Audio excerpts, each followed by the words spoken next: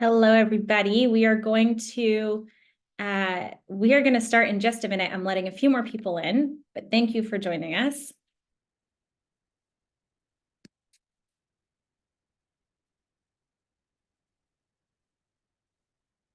All right. So we will kick it off in the interest of being on time. It is a Friday, and I assume everybody just wants to get online, do their talk, get out, go home, go outside.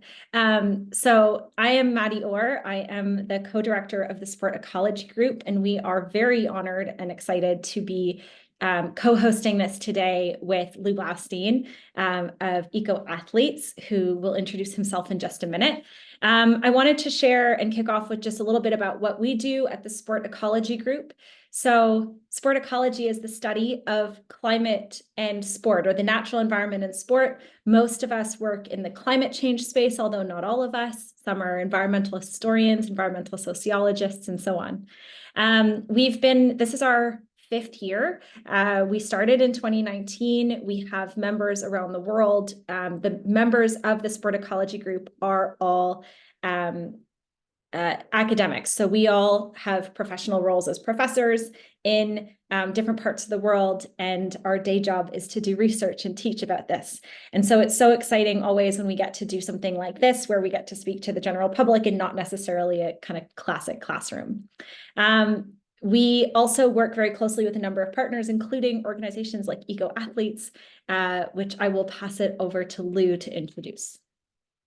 Thanks so much, Maddie, and thank you for putting this together and inviting us to be part of this. And thank you to everyone for being here, especially our EcoAthletes Champions, 3 of whom are going to be on the panel today. Just a quick word about EcoAthletes. We are a nonprofit that's been around now for 4+ years, and our mission is to inspire and coach athletes to lead climate action. And how we work to do that is by providing our EcoAthletes Champions roster, which is global in nature, professionals, Olympians, student athletes from the NCAA and one from Canada, with the tools to advance from climate curious or climate shy to climate confident to climate leader.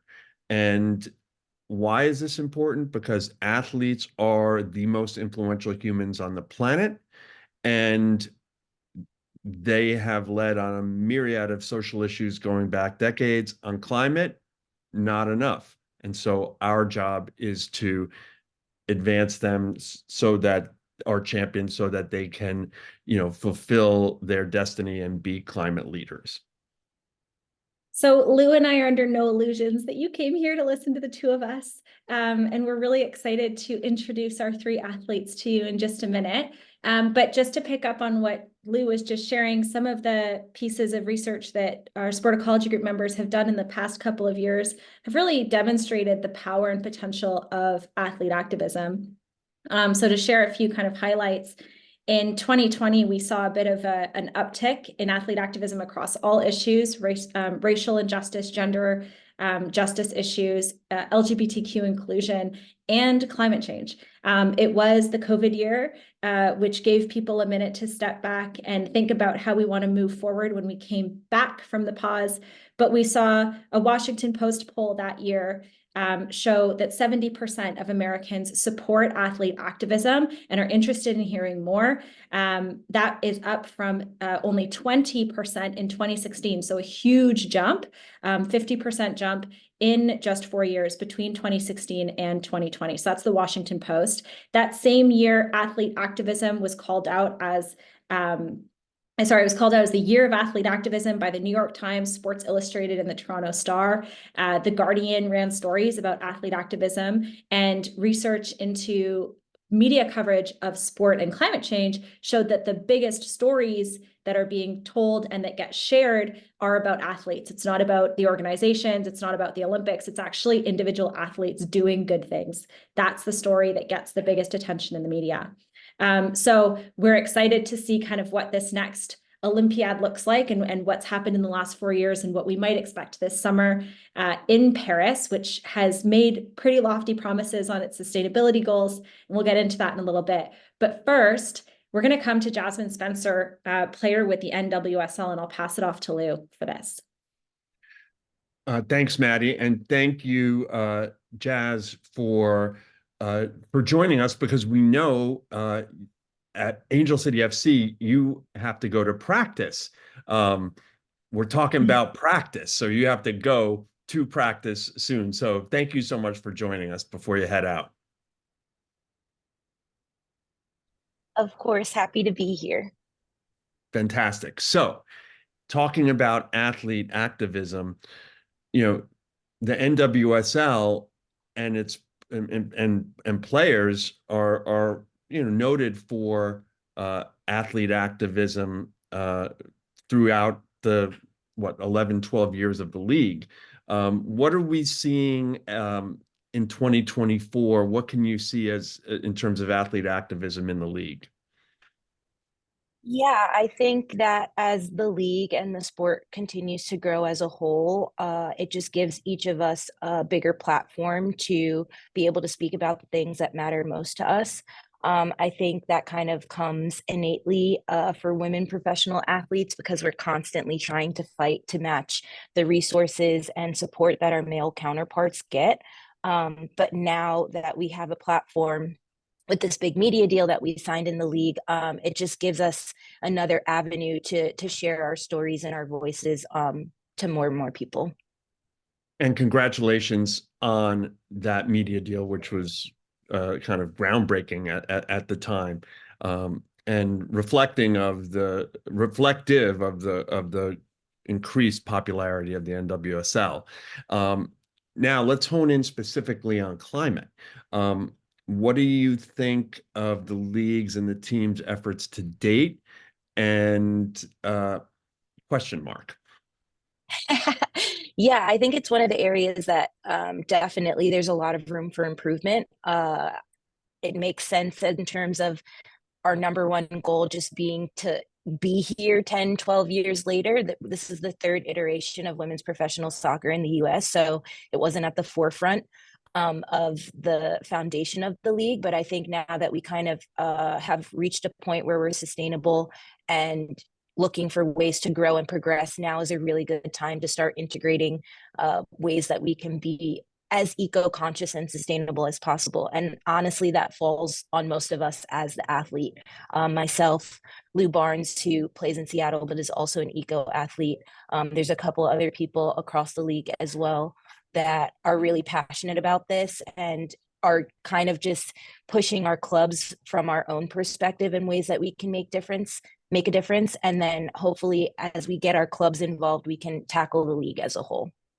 And how has so you're with Angel City, and then you've been with other clubs. For those of you who don't know, Jas is one of a few charter members of the NWSL who is still playing. That means she played in the first NWSL season 12 years ago and has been all the way through. So what have you seen? What has been the reaction of clubs as you've brought environmental issues to bear, and maybe also solutions and opportunities? I think personally what I've seen is in terms of our facility and things that directly impact us as players, they're really supportive. And that looks like using, reusable utensils at our lunches instead of like prepackaged meals, and swapping out for like wholesale refillable shower products in the bathrooms. But we still are getting a lot of pushback when we try to integrate things like allowing supporters and fans to bring in like reusable water bottles at stadiums. And a lot of that comes from the fact that not every NWSL team owns their own stadium. So they have to abide by the rules of whoever owns the venue, which is just a bigger thing that's going to take more time to tackle. But like I said, I think the more voices we get in here, just pushing and constantly creating that awareness, the more progress we'll be able to make in the future. And this is opinion, not fact. I think that the NWSL is well positioned to lead on this because of the ownership groups that I've seen, especially the new ones that have come in, seem to have climate and environment more in their DNA, and the players already have it now, or many do. Now, let's talk about you individually. Speaking of climate in your DNA, what are you working on? And I'll even tee it up a little bit more specifically than that, is to talk a little bit about Jazz It Up. Yeah, so Jazz It Up is a sustainable lifestyle brand that I founded back in 2016. It used to just be a custom headband collection. I used to play in funky headbands. And then in 2019, I tore my ACL, had a ton of time on my hands. So I rebranded and relaunched it as a full sustainable lifestyle brand with the mission to inspire and educate people on how to lead an eco-conscious and socially aware lifestyle.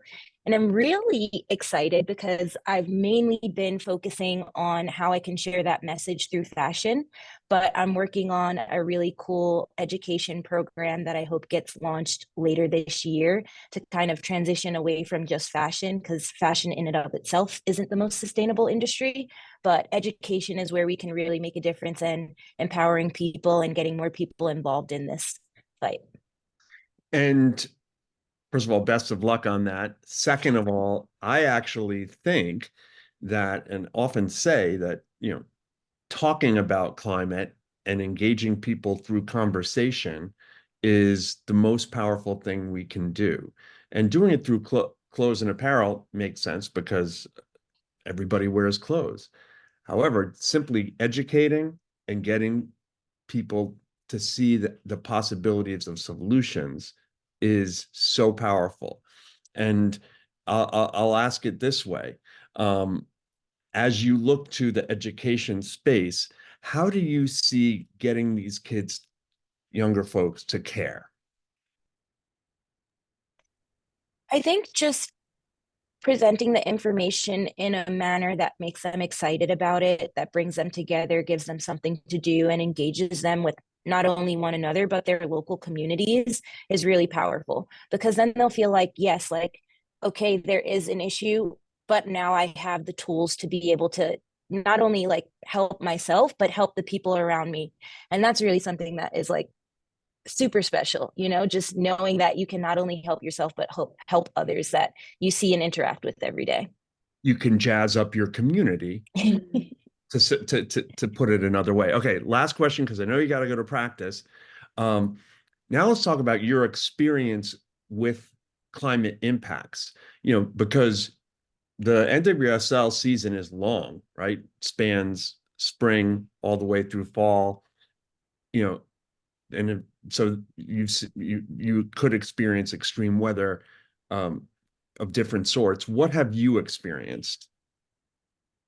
Yeah, I think since playing on the West Coast, there's been numerous times where either practices or games have been canceled due to the wildfires and the smoke that has come through the region. I remember back, I think it was 2018, it was really, really bad. And I think it originally started in Canada and had like the winds had brought it down to the Pacific Northwest.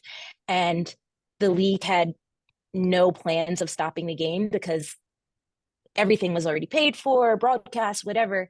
And the team doctor came to me before the game and was like, "You can't play today." And I was like, "What do you mean?" And he's like, "Well, you're at risk because I have sports induced asthma." And I was like, "No, like I am playing in this game." Everyone wound up playing. Not, I wasn't the only person at risk, but we had to play with oxygen tanks on the sideline, and we stopped for like water slash breathing breaks every 15 minutes. So like that's just one example of like how we are directly impacted. And most sports, particularly ones that take place outdoors, are constantly impacted by the effects of climate change. And it's crazy to me that leagues and these organizations that are hosting and putting on these events aren't being more proactive, because that was 6 years ago, and we've seen even more drastic and crazy weather patterns more frequently since then. So we just need to keep pushing and keep speaking about it and drawing awareness to it, and hopefully Olympic committees and sports league organizations start to be a little bit more proactive in ways that they can combat climate change? Well, first of all, we've got work to do on that. World Cup still in men's still scheduled for Saudi Arabia 2034. However, it's good to see that that the players of the NWSL are at least some of you are making the connections and then broadening those connections to other players and fans. And thank you for making this connection today by chatting with us in this session. And now go to practice. Thank you so much. I'm sorry I can't stay, but I know that the rest of the conversation is going to be really enlightening. I'll watch the replay later. But thank you for having me. Talk to you soon. Thank you, Jas. And now I'll hand it back to Maddie to take us to the next portion of the program. Yeah, thank you. And like to build on that, the NWSL is not the only team that has seen some pretty crazy weather systems come through, climate impacts. We'll get into some of that with Jenny and Sam. I know they've both seen some stuff. So we'll talk about that a little bit. But the NWSL is also not alone in not having policies on this. There are no hard and fast rules in any professional league right now for heat or wildfire. There are guidelines, soft guidelines at both the NCAA and the pro leagues, but nothing set in stone. And that makes it really hard sometimes for leagues to call off a game at the last minute. Within the SCG, we've done work with a couple of leagues to try to figure out what that policy could look like. One of my colleagues, Jess Murphy, has also looked at the college level and what the costs are of canceling when you have to cancel a game last minute, whether insurance will pay out or not, those kinds of questions. So we are working on those questions. It's on our radar. And it's also always a good opportunity for athletes to talk about it, because when you're experiencing a bad heat event, weather event, pollution in the water, whatever it is, it's a good opportunity because everyone else is experiencing it too. So all of a sudden, everyone can kind of be on the same page about like, oh, it's really hot. Maybe it's too hot. When do we start having that conversation? So Medvedev last year at the US Open is a good example of that. He stood on the court and said, someone's going to die out here. And all of a sudden, it was like a global news story about climate change in tennis. And that kind of segues us away from the pro sports in the US towards our Olympic summer, which is the second half of this conversation. I am very excited for Paris. I will be in Paris, and I will see Jenny there, and hopefully I'll see Sam. And I'm very excited that the two of you have joined us for this. So I'm going to spotlight you both for the next little while as we get into Paris. Now, Paris has promised to be sustainable. At one point, it was promising carbon positive, which is not a real thing. They've since walked back that promise, but still they're doing quite a lot. They're doing what you can do in the context of a huge, huge event that is hard to make sustainable. They have made I think it's 12, if I'm not mistaken, city roads that are going to be closed during the games, and they're turning them into pedestrian and cycling lanes. They're calling them the Olympa lanes. They also have added bus routes that are going to be permanent new additions to the public transit network. And they're using all or almost all existing facilities, barring the aquatic center, and I think the slalom boating facility. So for the most part, it's going to be all existing venues. But there are some challenges. There are some challenges too. And I think it's important that we get into it. So before we get into the sustainability of Paris and what you both are looking forward to and how that all works from your standpoint, we are in the thick of qualification season in a lot of sports. And a lot of people don't understand like what that few months ahead of Paris or ahead of any games looks like. So I'm hoping you both, I'm going to put the question to both of you. What does qualification look like in your sport? When does it happen? How does it happen? And how are athletes in your particular sport thinking about this next summer in the context of like either being qualified or trying to qualify, and what these windows look like? And Jenny, I'll come to you first. Great. Thanks so much. Yeah. Oh, that was such a great talk from Jasmine, though. I really enjoyed that because I was like nodding my head because there's so many similarities. And when she said they came from Canada, I was like, yup, they sure did. But yeah, so qualification for us, I'm a rower. And so we have a variety of different qualification ways for all the different boats that we have. So there's like a bunch of different boats for open weight, which is the you can be any weight category, and then I'm a lightweight rower, and there's only one boat and one event for a female lightweight rower. So you kind of have to be like the best two in the country, which is fine, a little daunting at times, but our qualification happens actually the year in advance. That's the main qualification event for, I would say, the larger countries. Smaller countries have the chance to go to continentals, but those again are only for small boats, and those were designed so that small boats and small countries also have an opportunity against bigger, more honestly wealthy countries to compete as well. So for us, we do world championships, which then doubles as our qualification regatta, and you have to come top 7. And last year, my doubles partner and I came 4th. So we were kind of sad not to get a medal, but we qualified, and that was kind of all that mattered at that point, because that regatta is just chaotic, and also very hot. And the only issue is with that, it's you don't qualify yourself, you qualify the boat. So you have a slot for Canada, but you're not representing Canada. And so you then spend the next year kind of like fending off or trying to get into the boat that's then qualified. So if your boat doesn't get qualified at that regatta, you then have, if you're a large boat, one more chance, depending on if you're fast enough or not, like if your federation says you're fast enough or not. And you then have the opportunity to go to a qualification regatta that many of my teammates are getting ready for in May, and that is in Lucerne, and you have to come top 2 out of anyone who enters. And then those individuals who do get those top 2 spots and do qualify that boat are then guaranteed to be in that boat and are it's mandatory to stay in that boat. But yeah, that one's a doozy. Like that's called the regatta of death, because it's not a good time. Like I don't envy them. But yeah, that's how we get in. So it's always tense, but it keeps you on your toes. For sure. And so where were your worlds last year? We were in Belgrade, Serbia. Okay, so hot. Yeah, no, it was toasty. It was toasty, and it was like Yeah, for sure. And Sam, last time I saw you was in Budapest for World Championships. It was also mighty hot. What is the qualification look like in athletics? I know it's a bit different depending on different events, but walk us through that a little bit. Yeah, so outside of the US, it's usually a little less insanely stressful because the way it works is each country can send 3 athletes per event who are qualified, and you qualify by either hitting the standard, which is a time, or for my event, which is discus, like a distance, like mark that you've thrown, which is usually very difficult. Usually only 12-ish people a year hit that standard. I did last year, but before the qualifying window, so I have to do it again this year. Or you can be top 32 ranked in the world. And the ranking system's confusing, but it's kind of like an average of your best 5 meets. So that's how you qualify yourself. But then in the US, because so many athletes are qualified, because we're just very good at most track and field events, the team isn't determined until Olympic trials, and basically all that matters is Olympic trials, which is 6 weeks before the Olympics generally, and you have to come in top 3 on that day. If you don't come in top 3, no matter if you're by far the best in your event that season, you don't go. So it all comes down to like literally one day. So Nike has announced your outfits and they don't even know who's on the team yet?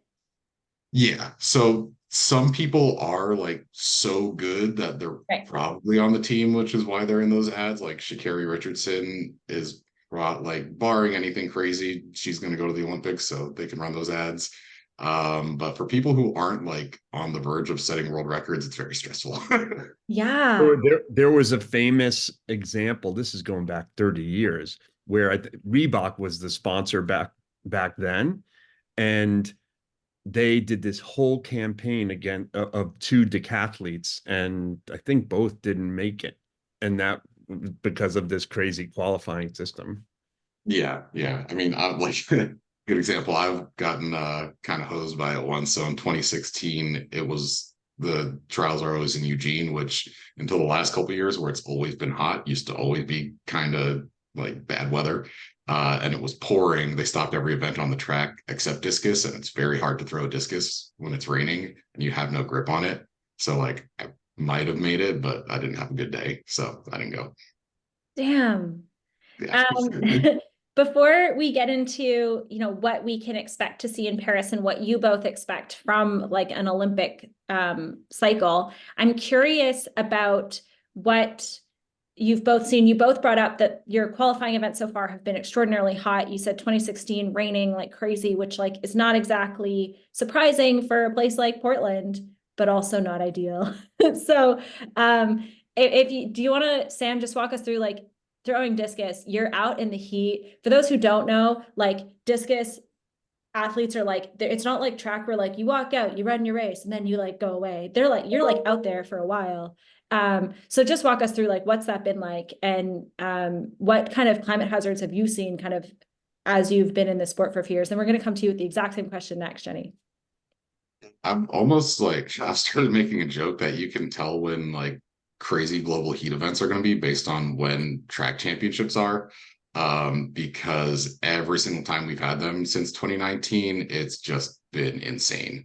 So, Maddie, you were there in Budapest last year where it hit like 100 degrees Fahrenheit, I think, or just about, which is pretty unusual for Budapest. And it was like that basically the whole championship until the last day. Not very fun to compete in, especially when your hotel that your team booked is like an hour away and the buses to the event don't have AC. So you're just kind of frying for an hour on the way to the meet. And then you stand outside. Thankfully, our event was at night, but so Olympic trials in 2021 were a good example. They're always in Eugene, Oregon. Eugene hit like 116 during I think the day after my day, it was like 105. So still like crazy. Like super historic heat wave. A lot of places in Eugene just don't have AC because it usually doesn't get above like 80, 85 on the worst days of the year. There were multiple spectators and officials who like literally passed out. One athlete passed out competing in the heptathlon, who probably could have made the team, but she didn't because she had to withdraw medically. And for the discus throwers, we were just standing in the middle of the field at like 4 p.m., 5 p.m. For about an hour or two, frying. Like the surface of the track was 140 degrees by the end of the day, so they had to move the schedule around.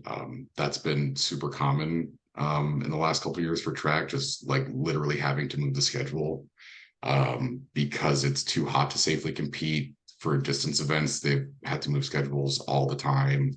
It's been like record-setting amounts of athletes who haven't been able to finish races because it's too hot. And like that's just during the event. I honestly think that the training in the lead up to those events is even worse because for a meet, it's just like it's one effort, like you go all in, it's over. Training sessions last hours and you're exposed to that and you can't really take them off because that's what like sets you up to do well at a meet. So it's the last couple of years really just have not been that fun to compete in. Yeah, it sounds like it. And I always worry about like, you know, you're at that level where you're an Olympian, you've been once, you're competing to go again. I wonder about like the 14 to 17-year-old kids coming up through high school that are training in those conditions that are like maybe having a good year one year, not so good the next year, and who are just gonna like drop out because it's just so uncomfortable to do it that like if I have to compete in this heat all the time, forget it. Like I worry about that next group of kids who are coming up competing in these conditions and like who are just gonna lose faith in it, you know? Absolutely. And especially in sport like track, which is especially like outside of the Olympic level and even at the Olympic level for a lot of places isn't like very deep pocketed. You don't have great training facilities. Like I throw out of high school for like my day to day. So like those kids don't have a chance to like get shade. They don't necessarily have water available to them at the track. Like it's going to get tougher and tougher and like more dangerous. And Jenny, you're on the water, hopefully not in the water, but you're on the water, which we would think would be better. But like every time I've been in a boat the last few years, I've gotten a mad sunburn because of the glare, and it can actually be way hotter in a boat than like on the shore sometimes. So what's it like being a rower in an era of climate change? Oh, it's terrible. I like wouldn't wish it on, like when you talk about the next generations, I'm like, Hail Mary, like Godspeed, because the technology just lags so obviously. I mean, for us, I mean, Sam, you were talking about like everything you were talking about. I was like, and we were watching you guys at Budapest last year race and throw and everything because we were actually training. Our team was training in Italy for Henley Regatta in England. Anyway, long story short, it was also really hot here. We were all watching the races, being like, how are they? Okay, like this is crazy because the announcers were like watching and being like, these athletes are surviving, blah blah blah blah blah. And we know what it's like in Europe. There ain't no AC anywhere around here. So it's not a good time for anybody. And yeah, volunteers included. And then for us, like I'm sitting here being like, well, the grass is greener. Like I'm on the water. Joke's on me because we actually row backwards. So when you're in heat, the air isn't like when you're cycling, you know, the air is at your face and you're like, oh, nice. No, no, no, no, no. It's like a tunnel. And last year, it's not hot yet. I mean, I'm in Italy now. It's only April, so let's be patient with that one. But with the heat here, it's just like so heavy. And so when we're training on the water and the sun, like everyone's so happy there's not a cloud in the sky except for anyone doing physical activity because it's like a curtain, it's like a blanket. And when you're rowing backwards, it like sucks the air out of you as you're going. And the other super fun thing about my event and sport is that we maintain our weight. And so we're very cognizant of how much we weigh. And then obviously like we have to come down to weight because you want to be sort of as much muscle, but as little extra. And we do it safely, no worries about that. But it comes at a cost of you can't really rely on like a large amount of fluids because that makes you heavy.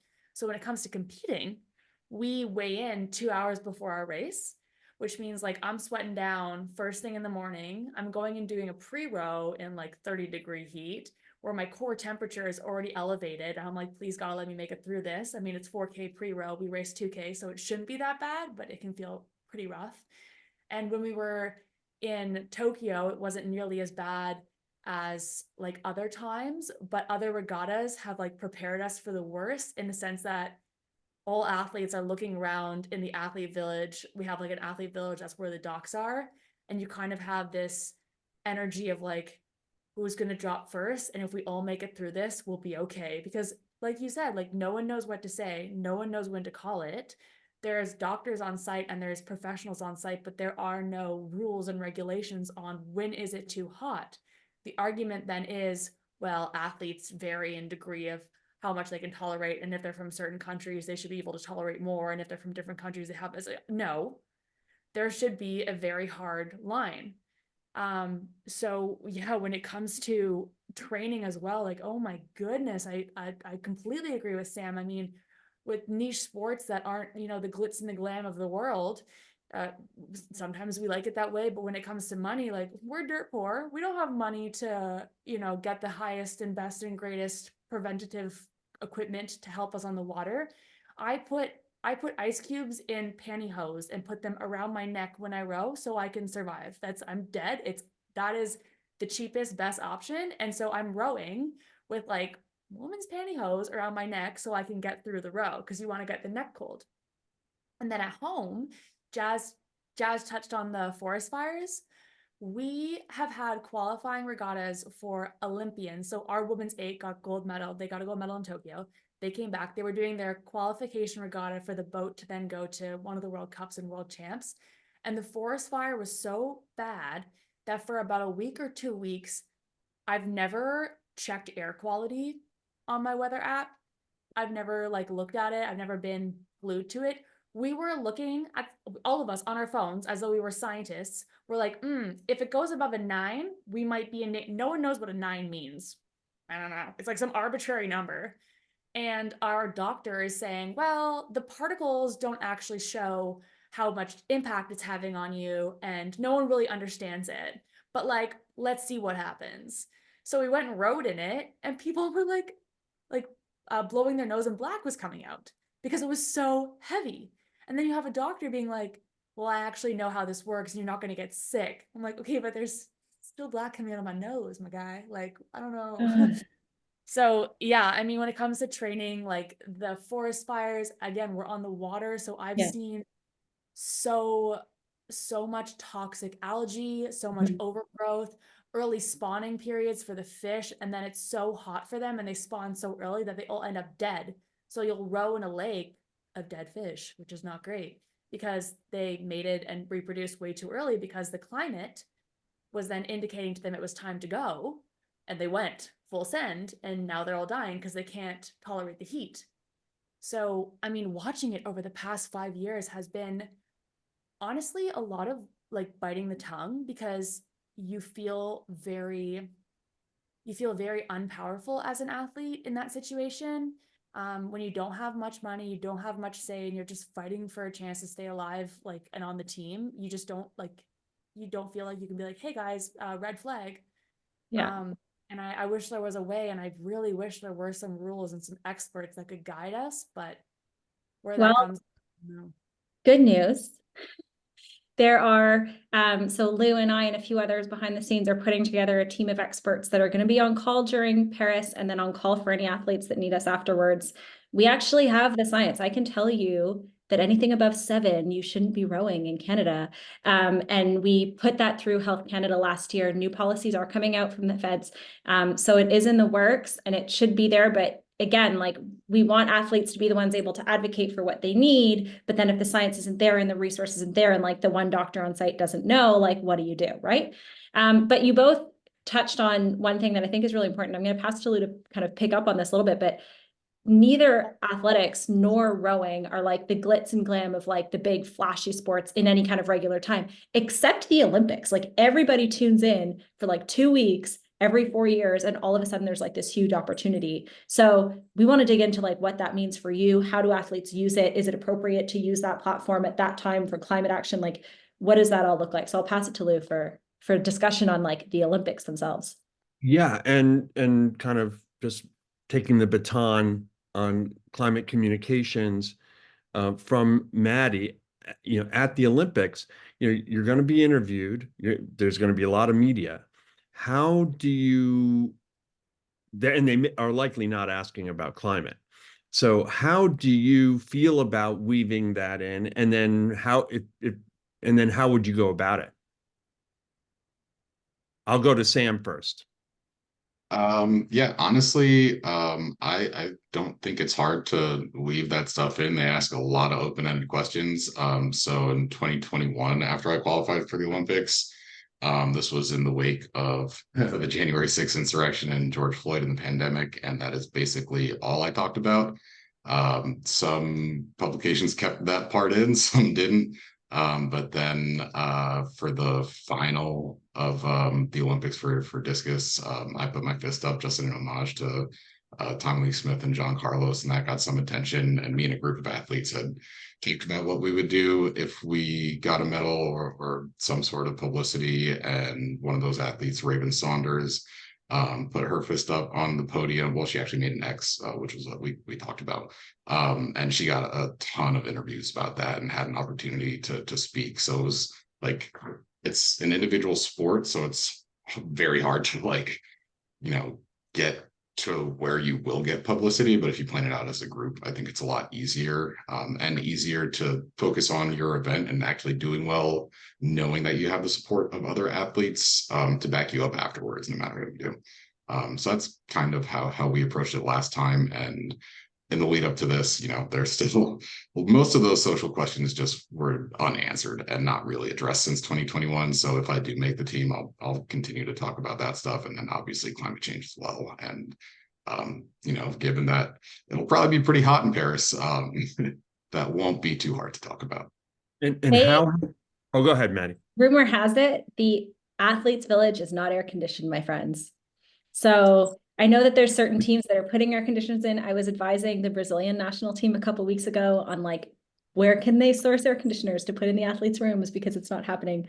But bonkers. It's going to be mad hot. Good luck. And in talking on, first of all, props to, speaking out back at Tokyo 2021, when it's, and in other fora, how has it been reacted to, especially when you putting climate in focus? How has the reaction of the media been when you've talked about it, and just other athletes and the broader community at large? That's still with Sam. Okay. I've not had nearly like I don't really go on social media that much at this point. And I don't check comments or DMs. So like I don't care what people say to me. Like I know my inbox is filled with like hateful garbage at some points, but that's mostly for the social stuff. For climate, I find like way less pushback, a little bit like less interest on the part of the media. But I think World Athletics in particular has done a very good job trying to center climate change and advocacy. So there have been opportunities to speak, and it's more of just like a discussion trying to gauge what athletes are thinking and what the organization's doing versus like, is climate change real? Are you just a shill? Like you don't get that sort of pushback. I found at least when I talk about climate change. That's great to hear. And hopefully that is the rule rather than the exception. I'm going to pass it now over to Jenny. Same question in terms of, bringing it up to media, bringing it up in interviews as you look ahead to Paris. What are your thoughts on that? Yeah, it's a really important thing to sort of understand from a like logical perspective. If someone's fighting against what you're saying about climate change, I don't think they've stepped outside their house, or they like live under a rock. I don't know. I found that, I mean, I didn't do very well in Tokyo, so I didn't get a lot of chance to speak out about it, but every conversation was about like the wind and how crazy it was and why on earth are they putting rowing here? Like they know they knew to predict this, and it's only getting worse year by year because of the climate change and because of predictable weather patterns. But when it comes to Paris, I mean, it's the same thing. They did it in Rio, they did it in Tokyo, and now they're doing it in Paris. They're putting the Olympic rowing venue somewhere that's notorious for uncontrolled weather patterns. And every single test event, every single regatta that's been held there, it's just whitecaps and chaos. And rowers need flat water. We're not coastal rowers, we're rowers, and we need flat, calm water to be at our best. When it comes to that kind of wind and those uncontrollable situations, there's 6 lanes across, they're not even. So you're not getting necessarily the best rower. You're getting, honestly, the luckiest. Definitely Nate needs a lot of talent, but if you get a fast lane, you're kind of golden. I mean, that benefits some people and that seriously hurts others, but again, outdoor sport, you have to deal with it. Nonetheless, I wish it was a little bit more helped by the Olympic Committee. And then when it comes to speaking out about climate change in general, I mean, I've seen what I've experienced over the past, again, 4 or 5 years, and it's just so in front of me. And I feel, especially we're based out of British Columbia, so there's so much going on at all times, and Vancouver Island is quite climate conscious. So my social circle and the immediate community is very vocal about climate change and efforts to ensure that we, play our part. So for me, I feel like it'd be very natural because it'd be a conversation that everyone can get behind. Unfortunately, I again want to touch on what Sam said. Like, it's not like a sexy topic. People don't like talking about it because it's like very doom and gloom, and it's not, there aren't like 2 sides to it. People can't fight about it because it's like obvious, and everyone tries to kind of push it away and like delay, like it's not going to get that bad, blah, blah, blah. And I think if you're just upfront and honest and say, yeah, this is brutal, like this is insane, and can we just all agree that this is insane and then band together to have a solution? I mean, when you hear about little changes that go a long way, even just the water bottle situation for these games and not having a million bajillion vending machines with Dasani on tap and bottles and having the reusable water bottles. Like, I think that's great. And maybe I'll touch on that, but maybe I'll also touch on the fact that it's insane that they have a wind tunnel for a race course. I don't know. But I do think there's a lot of directions that we could go in. And, if you go in with the right tone and the right attitude, you give them something to talk about. Well, first of all, I have a feeling you and Sam will not be shy in talking about this, which is, I'm so glad that you guys are part of our movement through the EcoAthletes Champions network. And also, one thing that we're going to be doing, speaking of EcoAthletes, in May, still to be scheduled, is we are going to have climate media training for our champions. And that is all for all champions, whether it be Olympians going to Paris, Olympians from who were in prior Olympiads, non-Olympians, any sport. However, being that it'll be in May, for those going to Paris, you guys can have this in your hip pocket. There's also a number of resources coming out in May and June. There's an update on the Rings of Fire report, which there was one that came out ahead of 2021. It's by researchers in the UK. They're basically explaining like sport by sport, here's what heat is going to do to athletes. This is what we can expect. A good resource if you're an athlete looking to talk about this, you can kind of point to that and say, hey, look at this.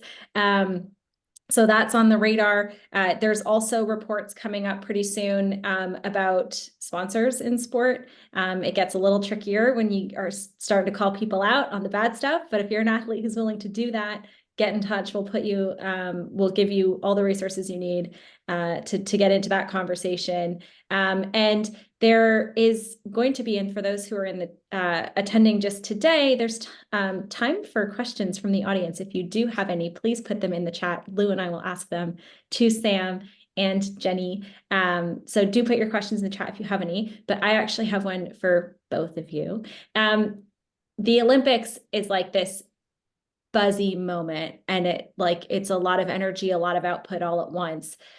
Then you come home. What happens next? Like, we get to the end of the Olympics and everyone forgets that there's like a whole month of summer left after that. And some sports haven't finished their season, some have. And it's kind of this like weird moment in time that happens for athletes. So like, what happens after the Olympics, regardless of like what your outcomes are there?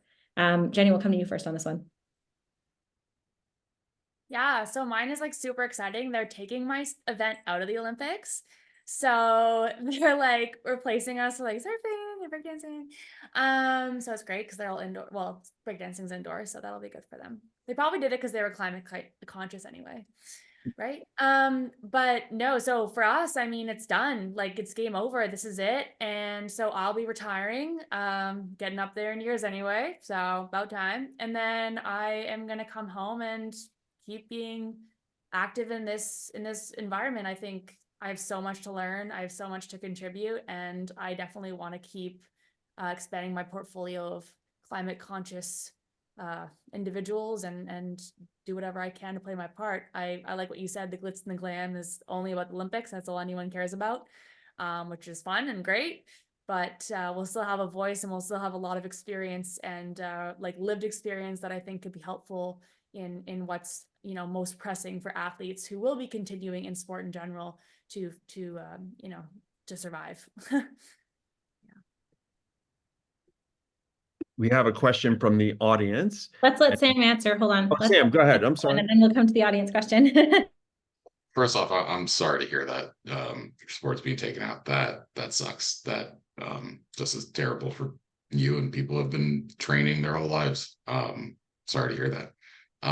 For track, it's going to change a little bit after the season. We still have meets until early September. Usually track runs until early to mid-September. Moving forward after 2025, if it's World Championships or the Olympics, that's going to be the last meet moving forward. But this year we still have that month. So it usually depends how you do at the Olympics. So if you do well, you get invited to the bigger meets afterwards. You can kind of cash in on doing well. If you don't do well, you try to get into what meets you can, make a little bit of money, and then go home. And usually at the end of like the Olympics, at the end of a regular season, I'll take like a 10-ish day break. After the Olympics, I'll probably stretch that to like maybe 3 weeks. And usually I'll go camping with my partner or something, like or a road trip, just something away from everything. Don't have to worry about sports, just kind of living life for a little bit. Well, for EcoAthletes Champions, we will have stuff for you to do. When you come back from your break, Jenny, I have a feeling we will have a lot. You will be taking advantage of a lot of what we have on offer. One in the US will be for US champions and actually foreign champions who have whose countries have elections this year is Vote Climate. We are going to do a Vote Climate initiative to because as a nonprofit, we can't advocate for specific climate candidates. However, we can advocate for issues. And we're going to have a Vote Climate as the Olympic season turns quickly to the election season here in the US and in other countries as well. Now we have a question first for both. And thank you for asking the questions, those in the audience. Athletes have big platforms and can advocate for change, but it seems like the people who can make the more impactful decisions aren't really listening yet. Our industry, government, and or leadership in the leagues and the organizations, the more important decision maker to enact the kind of change athletes are asking for. And if that's the case, I'll add this to the question: how can athletes kind of push those organizations? I'll go first to Jenny. Yeah, that's a great question. It unfortunately comes down to numbers. So if one athlete's speaking on a platform and they do mediocre, there's going to be an immediate pushback from the league or organization to, get rid of that athlete. They're really good at getting rid of problems like that, but with enough volume and enough sort of momentum, I could see it becoming a real issue for them. And once things get loud enough and aggressive enough and has the capacity to threaten income, then real change can happen. But I have to say, it does come down to the government and leadership of our organizations. They're the ones who make the decisions, and they're the ones who honestly own us. So it's tough for athletes to go up against them because they're the first ones to cut your paycheck, and they're not shy about doing that and saying they'll do that. But if you're kind of band together and say, you know what, there's actually a way in which we can do this together and you can look really good, then there's a chance that you could have some success. So it's going to take a very collaborative and loud and numerous group to make that change. But I could see that happening given the undeniable climate change that we're experiencing. And I'm going to hand it over to Sam in a second to answer that same question, but I want to just kind of interject. There is an example of a sports team kind of banding together. And this is in the sport of netball, which I, as an American, always think, well, play basketball, but that's a separate issue. Netball Australia was being sponsored in part by an extractive industry company in the coal space, and there was the players on the women's side kind of revolted, and there were other issues as well at play, but this was the main issue. And in the end, the coal company backed off, and then there was a hole in their budget. However, even better, companies that didn't have the negative environmental profile of coal stepped in, and also a foundation, and basically they were able to recoup the money that they had lost. And this shows, just as in the example decades ago of when sport banned tobacco advertising, and everybody said that's the end of sports. Well, no, they missed like a half a beat, if that. And then so this is doable. Now I'll hand it over to Sam. Just wanted to give that dose of optimism. Yeah, I totally agree with what Jenny said. It's definitely, I mean, it's impossible to make a enormous difference as an individual athlete with your individual like carbon actions. Like, I could carry my reusable bottle everywhere. Like, if there's a stadium full of plastic water bottles, that doesn't really mean anything. And unfortunately, a lot of Olympic sports are kind of like complete messes, especially as you go further down the chain from like your international governing body to your national governing body. Like, USA Track and Field is like one of the more high profile track national governing bodies, and it's a corrupt mess. And I hope no one from USATF is listening right now, but it's terrible. And it's really hard as an athlete to push back against your national governing body because they're the people who basically control your destiny. If you push back hard and there aren't a ton of other athletes or donors or like sponsors in your corner, they're going to find ways to make sure that you're not getting the funding that you're owed. And that makes the difference between like just above broke and like you need to quit your sport and find a full-time job immediately. So it's tough, but I think at this point we do have a lot of partners in our corner. And again, for World Athletics specifically, we actually have pretty cool forward-looking leadership that's looking into ways to make athletics more sustainable and have athletics lead on a lot of issues of sustainability. And then that ends up like starting to filter down slowly, but filter down to the national level, which is where it can make a lot of difference. There's one more question from the audience, and it's kind of related to this. You've both brought up that having strength in numbers is kind of how things get done when it comes to athlete activism within your own sport.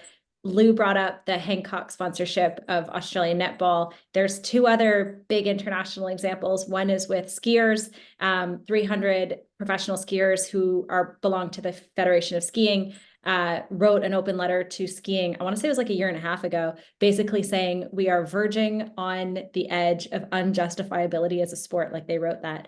And basically demanded schedule changes, a huge reduction in carbon footprint, and a switch in how hosting happens so that they work basically through the European circuit and then fly to the US and Canada and do the Canadian US circuit, as opposed to like back and forth all season.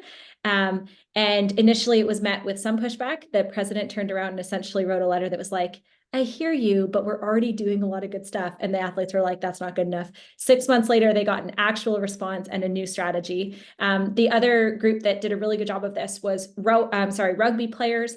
Elena Olsen, Jamie Farndale, David Pocock co-wrote a letter, got it signed by 200 international players, went to World Rugby, and World Rugby picked it up, called the three of them in and said, what do you want us to do? And they basically said, come up with a strategy and we'll help you do it. So I think all three of them now are advising on that strategy. World Rugby is going to be launching on Monday. This is like top secret, but I'll tell this group. Their Rugby for Nature program to complement their Rugby on Climate program. And that's a whole kind of biodiversity piece that they're rolling out across all of the countries they work in. So two really good examples of strength in numbers, which brings us to this final question from the chat. And I'm going to like rephrase it slightly. It was a question specifically for Jenny, but I'm going to ask you both. And it was about whether you are in conversation with athletes in other parts of the world, and specifically Imogen and Emily, the GB lightweight women's team, who are very loud about this. So I'm going to ask you both, are you having these conversations behind closed? Like, we only see you when the spotlight is on you and you're on the pitch or on the track or on the field or on the water. Like, are these conversations happening behind closed doors? Are you chatting with athletes on your team, on other teams about these issues? Or is it something that like really is kind of more of a personal thing that you're dealing with? So we'll come to Jenny first and then Sam. Yeah, Imogen and Emily, well, first of all, they're like numero uno currently, so I'll be trying to beat them in Paris. But I'll tell you one thing for free. They are so good at their activism because it's not in your face, but it's very pointed. I love the way that they go about their activism and use sort of opportunities that they know they can have an impact. I know Imogen is very active about being, or very outspoken about being vegan. And if I know that, then that's saying something. But no, I have to say we don't have, this is going to sound so bad. I also hope my federation is listening. We don't have across like country or team or like competition conversations because we're all trying to put out our own fires in our own federation. Like, we are already trying to survive. And honestly, like, I'll see Instagram stories or I'll see like posts of chaotic weather conditions and I'm like, oof, I'm dealing with my stuff, that looks awful, but I have to focus on this. For instance, like Imogen and Emily, they're two GB lightweight rowers, phenomenal athletes, like I said, and they train in England, and recently they just dealt with, I think it was like a month of floods, And it wasn't like a little flood. It was like they couldn't get their boats in the water and they all had to buy new rubber boots to get to the water floods. Like they had to move all their boats because they were in water. Like it was insane. And I think like the Henley River overflowed. There was like sewage breakage, like nasty stuff going on. And at the same time, we were on our lake dealing with algae blooms and how we were going to possibly row, and there's toxic algae all over our legs now. So, I mean, I can look and empathize, and I know we're kind of going through the same thing, but there's just, you know, sport is all over the world. Sport is in so many different climates, and we all, like when Australia was going through all those fires, it was like all the teammates down there, all the, not teammates, but competition down there had to completely relocate to the other side of the country because they couldn't train where they were. So it's tough. I mean, you have empathy and you want to chat about it and you want to be active together, but there really isn't that kind of community, I would say. And rowing itself is so far behind in like any progress. Like we're trying to be diverse at this point. Like we're talking early 2000s diverse. And so when you see like a little step forward in that, they'd almost come back at you with like a, are you serious? Like we're not even there yet. With response. And so now we have to kind of come up with a creative way of saying, okay, but you can like do two things at once, guys. Like that's possible. And that's, I think, the direction that I would put more energy in, and then take cues from other countries once they're trying to, you know, fight their own battles. I'd probably talk to them and see, you know, how they're doing what they're doing and if they'd had to have success. Great. Sam, what about you? What's going on in the athletics world? Is this a conversation you're having with teammates and other athletes and other teams? I know you brought a couple to the training I led, which was like, I was so excited that you brought friends. But yeah, is this a conversation that's happening like when I'm not in the room talking about it with you? Yeah, unfortunately, I think it's pretty similar to Jenny. So, like, I mean, everyone at this point talks about it because it's so hot at like every major championship. So, like, it's impossible to ignore, and it's being talked about, but not necessarily in like an action-oriented way. So we'll be like, wow, climate change sucks. It's gotten like unbearably hot at every championship, and we feel like we're gonna die afterwards. But I think because it's so hard just to like stay in shape to make an Olympic team, and then like be able to be in financial shape to make one, where you're begging for breadcrumbs. So like at our national governing body meeting this past year, we were trying to figure out how to get paid from qualifying for Worlds, which happened. We had the meeting in November. We qualified for Worlds in June, and we hadn't gotten paid yet. So we were trying to, like, that is always going to be the number one issue for athletes in these sports, because we're just not making enough money to really, for most people, to look beyond like, how am I going to pay rent? And it's hard to bring climate to the forefront. Obviously, when you're at a championship or a meet where it's extremely hot, you'll notice it. And I think those are good times to talk about it. But even during those meets, for athletics, those competitions are stretched out over a week. So you have some people arriving and some people leaving kind of throughout the week. You're not going to try to interrupt somebody's prep and take them out of their focus. So it's really tough to try to get any sort of organization going, and direct what we're feeling into action and complaints at our NGB or the international governing body. I think for World Athletics, that channel sort of exists for the international governing body, but for national governing bodies, it's extremely difficult because most of them are just screwing up all the time, and just leaving athletes broke. So it's gonna be tough to talk about the environment when you're having trouble putting food on your table. That is so sad to hear. But I'm glad you shared that, because I don't think the vast majority of the folks, even on this webinar, or sports fans more broadly, are aware of this. And that's an important factor. We at EcoAthletes will try and help in the areas we can help. And we look forward to working with you in ways to amplify your voice. And I also, before we say goodbye, I want to I want to mention one other resource that Maddie did not mention in terms of resources that about climate for as we head into this Olympic summer is a book that is Maddie's new book, and it's coming out on May 7th, and it's called Warming Up: How Climate Change is Changing Sport. And it's from Bloomsbury Press, and go out and read it. I think this is going to be something that will give athletes and those of us in this space who are not athletes more ammunition to bring the message to the powers that be, whether it be a governing body that's not so hot, or media, other influencers and decision makers. So buy Maddie's book, please. And also thank you, Maddie, for putting this together and for your entire series that you're doing in Earth Month. I want to really thank Jas Spencer, who had to leave, and also Sam and Jenny. Amazing job. And our EcoAthletes Champions more broadly. You guys are the best. Thank you all. Maddie, any final words? No, that's it. I appreciate you all. Thank you for being here. We did record this, so if you know of people who want to hear this chat, we can bleep out the parts where the athletes talk about some of the things they don't want to talk about in public before sharing that, and get that out to the masses. So if you know of people who would benefit from this, teammates, friends, other people in your class at school, if your prof made you be here, we can make that available to you. So thank you so much. We're going to end it here. Have a great Earth Day weekend. It's not